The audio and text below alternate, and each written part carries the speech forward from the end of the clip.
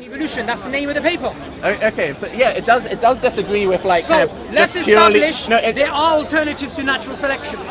No, but they both occur. Natural selection occurs, and genetic drift occurs, and this neo-Lamarckianism or epigenetics You're occurs. conflating the tautology. Anything that we have like evidence of occurring occurs. Or like we adopt the model as it occurs. This is the scientific method. So what you're doing is this. We adopt our models based on evidence. What do you have a problem with about that? What you're doing is this. You're committing the fallacy of the undistributed middle. There are two definitions of natural selection. There is the definition in which it's a tautology, survival of the fittest survive. I agree, everyone agrees, that lamppost agrees. What we're speaking about is natural selection generating novelty, generating biological forms, body forms. Yes, it does that. Natural selection being the driving force from the first cell to you, me, and the kangaroo. That's what we're speaking about. Do you think the proponents of the extended synthesis disagree that natural selection leads to any speciation? Do you think they disagree with that proposition? I think the proponents of the third way of evolution disagree. Well, what is this third way of evolution? Okay. Is that another name for the extended synthesis model? No, it's more than the extended synthesis. The extended synthesis still tries to work within modern synthesis. It tries to extend it. The third way is saying this. Is that mainstream? Is there kind of yes. So let me just explain, right? So the third way of evolution, the reason why it's called third way is this. They are a bunch of secular atheist evolutionary biologists who do not believe in God or intelligent design or creationism, and they don't believe in Darwinian evolution. So what they want to do is they want to come up with a third way. And we have scientists here from China, from America, from Europe, from all over the world, from Harvard, Oxford, MIT, all over the place. What they're saying is this. They're saying natural selection doesn't work, we need another mechanism. Okay, so they would disagree, for example, if you have like a population of moths, and moths in the city are exposed to, say, soot or sooty environments, and then they develop a different... That's the first definition of natural selection. But that leads to the biodiversity. No, that's the, no. That is biodiversity. If you have like two different organisms previously of the same species adopting different phenotypes as a result of selection pressure, that's natural selection. Surely. This is again a fallacy of equivocation. They're not the same thing. They're not the same thing. For you to say that darker moths are, say, they're more likely to survive because they were on the trees than the lighter moths, all you're pointing out is the survival of the fittest. Now, survival of the fittest and the outcome obviously exists. The outcome is biodiversity. But that's not, no, sir. That's not the same thing as human ancestry or any of these other speculative hypotheses. It's not the same thing. It's not the same thing. No, but you asked like, but you said that like this group of biologists like would disagree that the natural selection led to this like biodiversity occurring. Sir, are you really saying that? Sir, can you give me a particular name you would disagree with that? This is a good opportunity to churn out some of the propaganda, right? Even that very experiment that was done by Ketchel. Do you know he faked those experiments? Okay, but he was exposed. No, but there are plenty of other examples. Did you know that? I don't know that, but I'll check on it later. Okay. But there are other examples. Have you heard of 𝐤𝐤𝐤𝐞? Have you heard of 𝐤𝐤𝐤𝐞? There are other examples of speciation. Sure, but have you heard of 𝐤𝐤𝐤𝐞? No. Very famous atheist evolutionist who's always with Richard Dawkins, right? Do you know what he called that experiment? No. He called that experiment like finding out Santa Claus is not real because Ketchel faked those results. Okay, sure. Right? But assuming those results, sir, do you know what he did? Those moths were dead and he stuck them on the trees. Okay. So that very experiment was faked. Okay, but there's plenty of other experiments number one, that's a good way of that. showing how this is more than just science, yeah? We have to fake experiments. But even if it was true, at there are best... plenty of other experiments that show the same thing. Sure, so you're kind of showboating at this point. No, sir. Do you know what? We can move on to other ones, but the very fact you want to move on shows you might have known some of this before. No, I didn't know that before. And if you did know that, the last time I heard about that was in A-level biology about that particular moth example. Sure. And how many other sciences do you know of in which you have these types of fakes happening at a mass scale? Like you get it in medicine quite often, I guess. Right. Yeah. So what's the reason when they do it in medicine? There are various reasons. What? Financial? Like ego, financial. Right. Sometimes they believe that they're actually right, but they've uncovered like I mean when they do it on purpose. Like a variety of reasons. Right. Like The reason when they do it in Darwinism is because of ideological. For example, when we see that famous image of the chimpanzee-like creature becoming into a human being, Now you're a learned person. Tell me this. Do any of the evolutionary biologists across the world actually know what that common ancestor looked like? No. Well, we have a you know, we can have a an error bound or a confidence interval of what it What if must have I looked was to like. tell you? Because there's evidence to suggest, like, we wouldn't believe that it had two heads, for example. So obviously we can make some assumptions what if of it what looked it like looked a human being? What if it looked like a human being? But that would be less supported because we. No, sir, it would be less sir, supported because we sir, know that, like, sir, genes drift over time. Let me just because tell you we've this, observed right? that. Henry Ghee, the senior editor of Nature, the most prestigious journal in the world, he's an atheist and evolutionary biologist. In his book, The Accidental Species, do you know what he says about the common ancestor between human beings and chimpanzees? It could have been any way. We don't actually know what it looks like. It may even been human-like. No, but it wouldn't be exactly like us, though. Look, sir. No. Okay, sir. Kind of, do we know that kind of genes, the gene distribution changes over Sir, time? it could have looked Yes, like a we pig, do. for all we know. That's unlikely, though. Wait, oh, you're sir, spreading wait, such wait, misinformation sir. here. No, You're leading sir. people to believe that kind of genes just do whatever they want, or that any genetic outcome is equally likely. That's not true. Sir, wait, sir. Do you believe that natural selection can turn species A into B? It could do. Can it turn B back into A? That's much harder to do. But Okay. Why? Why? Hypothetically, it could. Why? It's much harder to do because Are birds the descendants of dinosaurs?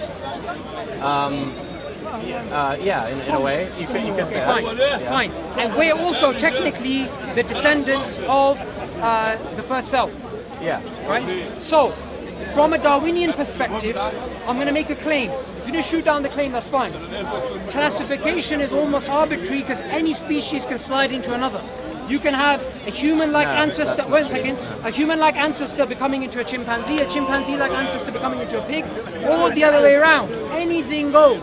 No, that's not You true. disagree? Yeah. Let me give you a reference for that. Michael Roos, Philosophy of Human Evolution, the Cambridge book. Okay, and here's what he says. he's claiming it's as easy for, like, the first What he cell be- to evolve what he into, says like, is a dinosaur, classification, as a dinosaur to evolve back into the first cell. That's nonsense. classification is almost arbitrary because from a Darwinian perspective, anything can become anything.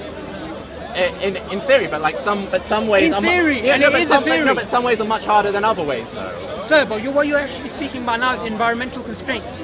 But here's the point. No, I'm not just talking about environmental constraints. What else are you speaking about? So, like, well, basically, you can model it as an energy surface. Like, you can model, like, Based on what parameters? When you evolve a particular trait, like, for example, the eye, and you adopt a particular kind of strategy for seeing things. Like, for example, That's environmental. Like, for example, you know how there are squids which don't have something like what's it called, an iris. They have, like, basically a hole here. And so, given that once they've kind of evolved that structure, they've, like, reached a kind of local minimum where any kind of movement away from that would make them less fit and less able to reproduce. And so it's much less likely that they would then suddenly, like, evolve, into a human, because they'd have to go through kind of these life forms, these kind of intermediate life forms, which are totally rubbish at surviving and reproducing. So yes, clearly there are some movements which are kind of easier according to natural selection than other movements. And these are environmental. Yeah. Yeah. Everything's environmental. Exactly. That's why I just pointed out. Okay, so what's the problem here? There is no problem. The problem is. So you misrepresented what that biologist just said. No. Because you quoted No, sir. him. Here's what happened. Here's as what though- happened. What? You said to me it's harder for some things to turn into others. I said because of environmental constraints. Yeah. Then you said no, Okay, and you so- gave me examples of environmental constraints. Okay, fair enough. Right? But like that, but that shows that So, what I claimed was correct, though. sir, at best, all you're saying is anything can become into anything else if there are sufficient environmental conditions. Well, there are. And the environmental conditions on a planet which is I mean, apparently I- 4 billion years old, this large, with this much speciation, is almost infinite. What? On a planet, on a time scale of 4 billion years of this Earth, with how long life has been on this Earth, the amount of possibilities is almost infinite. but that doesn't change that some, even if the possibility, even if there's a wide range of possibilities, the possibilities aren't infinite. Because, for example, there's no place on this earth where, you know, the ambient temperature is 1,000 degrees. Forget infinite. Let's call it Googleplex. Googleplex. No, but even then, like kind of, you know, like there's a certain kind of range of like temperatures. There's a certain range of kind of molecular environments in the atmosphere. Okay, so like we can parameterize it, and it's not infinite. So it's not like kind of. It's not as if like kind of you could evolve to be like an organism that's that you might find on Mars. There's no Mars-like environment on the planet Earth, really. But that wasn't my point. My point was you have large plasticity going on. Now, when you look at, for example, flies need to know where humid areas are. Now, flies could have been designed to have humidity detectors. There's humidity there, let me go fly. Instead, natural selection has created an indirect solution in which they have a light detector. So they go to areas which are dark, and areas which are dark are more likely to be damp. So yes, I agree, natural selection has environmental constraints, but we already know that. One thing we do also know is that natural selection says that a human being-like creature can come from a non-human being-like creature with traits which are nothing like it. Therefore, it's also possible the other way around. But it's much less likely. Sir, but like, do you agree that kind of the evolutionary pathway of like the first cell to a dinosaur is much more likely than the proposed evolutionary pathway of a dinosaur becoming back to like the first cell? Do you agree with that? And if you aren't willing to answer that, would you agree that other biologists would agree with that? Let me answer the first one first. What I try and do, to the best of my ability, is not give my opinion.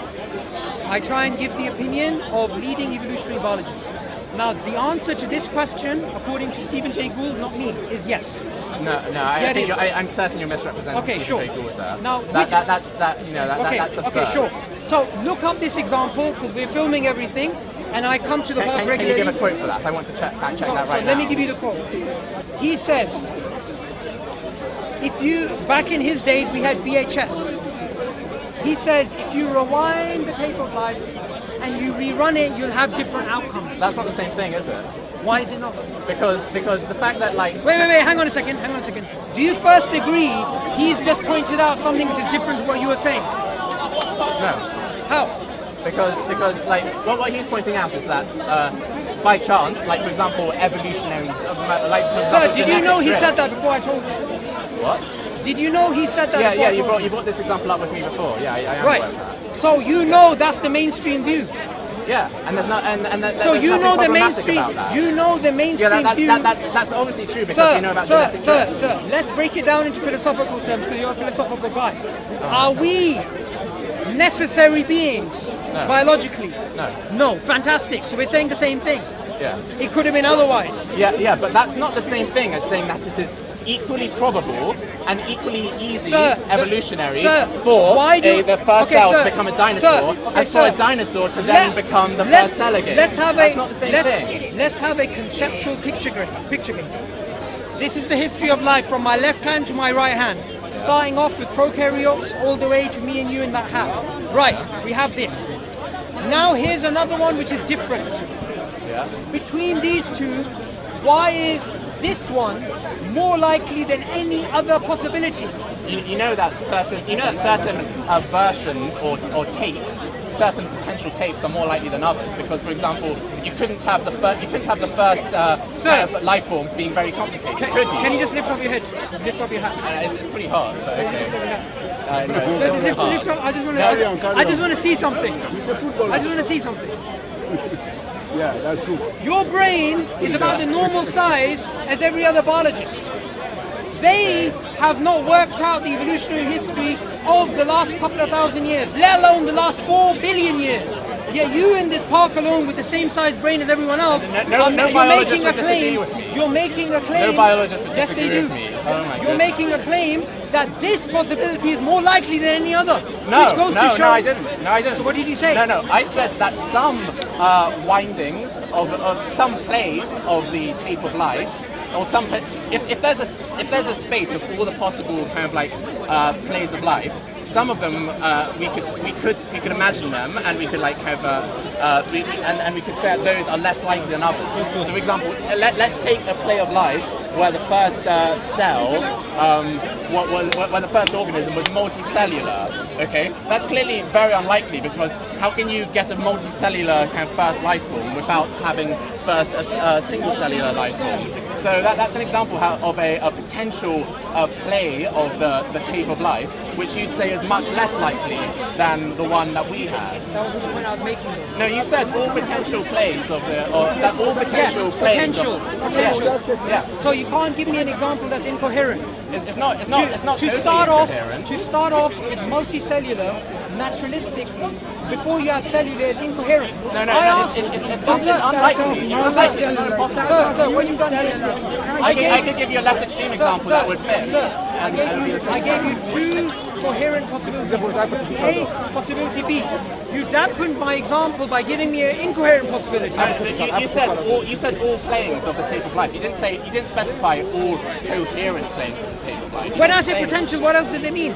Potential means anything that's possible. But you're giving me... Potential means anything that's possible, Is that reasonable? Sir, if I'm going to ask you about married bachelors, we're not going to have a fantastic No, but that's not the conversation. same thing, a married It is, bachelor. it's incoherent. No, it's not. Incoherent. It's not impossible.